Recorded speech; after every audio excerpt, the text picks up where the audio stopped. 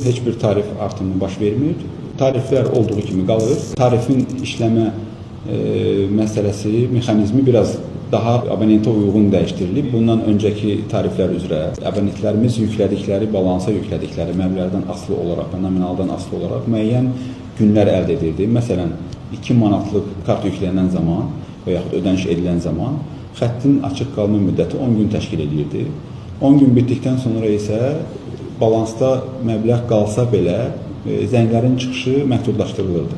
Ümumiyyətlə paket istifadəçilərimizin heç birində yeni dəyişiklik yoxdur.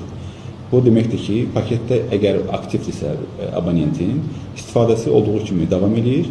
Yalnız üstün cəhəti nədir? Bu zaman 30 gün müddətində xəttin açıq qalması təmin edilir. Yəni əvvəlki qayda ilə əgər balansa 2 manat vəsait yüklənilirdisə, bu zaman 10 gün aktiv qalırdı, 10 gündən sonra məhdudlaşdırma baş tuturdu, növbəti vəsaitin yüklənməsinə qədər. İndiki halda isə tarifdən asılı olmayaraq 30 gün müddətində istifadə davamlı şəkildə irəliləyir.